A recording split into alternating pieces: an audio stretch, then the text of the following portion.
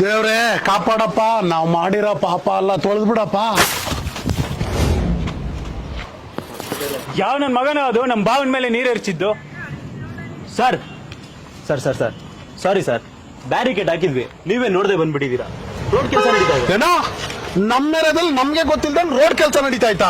ಅದೆಲ್ಲ ಕೇಳಕ್ ನೀವೇ ಸರ್? ನಮ್ಮ ಬಾವನ್ಗೆ ಎದ್ರ ಮಾತಾಡ್ತೀಯ? ಇವ್ರು ಯಾರು ಗೊತ್ತಾ? ಓ ಗೊತ್ತು ಬಿಡಿ, ಹಳೆ ಕಾಂಟ್ರಾಕ್ಟ್ರು. ಇಷ್ಟು ವರ್ಷ ಇವ್ರುಗಳು ಮಾಡಿರೋ ಗುಂಡಿನೇ ಮುಚ್ತಾ ಇರೋದು ನಾವು ಇವಾಗ. MLA ಆದೇಶದ ಮೇಲೆ ನಾವು ಇದೆಲ್ಲ ಕೆಲಸ ಮಾಡ್ತಾ ಇರೋದು. ಯಾರ ಅವ್ನು MLA? ಮುಖ ಮುಸುಡಿ ಗೊತ್ತಿಲ್ದಿರೋನಲ್ಲ MLA. ನನ್ನ ಕರ್ಸೋ ಅವನ್ನ. ಸುಮ್ಮನೆ ಬಾವ, ಕಿರಿಕೆಲ್ಲ ಬೇಡ. ಸುಮ್ನಿಲ್ಲ, ಅವ್ನ ಯಾರೋ ಹೊಸ MLA. ಯಾರೋ MLA ನಮ್ಗೆ ಗೊತ್ತಿಲ್ದೆ ಕೆಲಸ ಮಾಡಿಸ್ತಾನ. ಕರ್ಸೋ ಅವನ್ನ.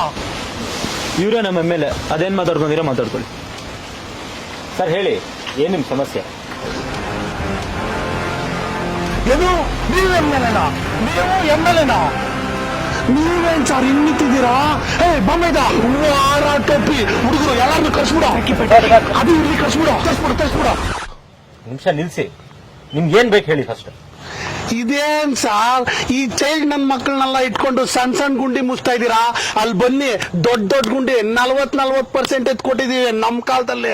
ಸಾರ್ ನಾವ್ ಕೆಲಸ ಮಾಡ್ದಂಗಿಲ್ಲಲ್ಲ, ಯಾರು ಕೆಲಸ ಮಾಡಿಲ್ಲ ಸಾರ್. ಅಲ್ಲಿ ನೋಡಿ ಸಾರ್, 4 ಎಕರೆ ಲಿಟಿಗೇಷನ್ ಪ್ರಾಪರ್ಟಿ, 20 ಕೋಟಿ ಡೀಲು.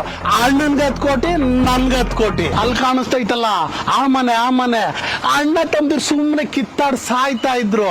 ಅಣ್ಣನ್ ದುಡ್ಡು 10 ಲಕ್ಷ ಅಣ್ಣನ್ಗೆ, ತಮ್ಮನ್ ದುಡ್ಡು 10 ಲಕ್ಷ ನನ್ಗೆ. ಅಲ್ಲ, ನೀವು ನಂಗೆ 40% ಕೊಟ್ರೆ 30% ನೀವ್ ಇಟ್ಕೋತೀರಾ, 30% ಅಲ್ಲಿ ರೋಡ್ ಹಾಕ್ತೀರಾ. ಮತ್ 3 ತಿಂಗಳಲ್ಲಿ ಗುಂಡಿ ಬಿದ್ರೆ ಅದು ಮುಚ್ಚಕ್ ನಾವೇ ಬರ್ಬೇಕು. ಸಾರ್ ಅದು ಹೋದ್ರೆ ಹೋಯ್ತು ಬಿಡಿ.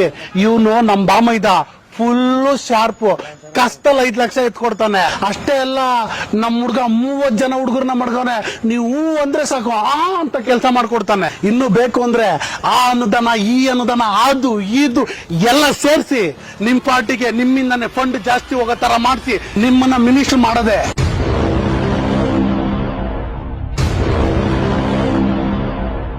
ನೋಡಿ, ನೀವೇನ್ ಪ್ರಾಪರ್ಟಿ ಲಿಟಿಗೇಷನ್ ಹೇಳಿದ್ರೆ ಅದು ಸಿವಿಲ್ ಕೋರ್ಟ್ ನೋಡ್ಕೊಳ್ಳುತ್ತೆ.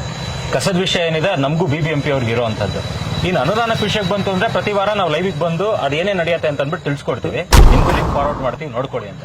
ನನ್ಗೆಲ್ಲ ಅಲೋನ್ಸ್ ಸೇರಿಸಿ ಬರೋದು 2 ಲಕ್ಷ. ಅದ್ರಲ್ಲಿ ನಂಗೆ ಸಂಬಳ ಅಂತ ಬರೋದೇ 40,000. ಪರ್ಸನಲ್ ಅಸಿಸ್ಟೆನ್ಸ್ ಅಂತ ಒಂದು 25,000 ಕೊಡ್ತಾರೆ. ನಿಮ್ ಹುಡುಗಂಗೆ ನಾಳೆ ಬಂದು ಇಂಟರ್ವ್ಯೂ ಅಟೆಂಡ್ ಮಾಡಕ್ ಹೇಳಿ, ಸೆಲೆಕ್ಟ್ ಆದ್ರೆ ತಿಳಿಸ್ಕೊಡ್ತೀವಿ. ಏನೋ ನಮ್ ಬಾಂಬೆದ ಇಂಟರ್ವ್ಯೂ ಅಟೆಂಡ್ ಮಾಡ್ಬೇಕಾ? MLAಗೆ ಸಂಬಳ ಕೊಡ್ತಾರ?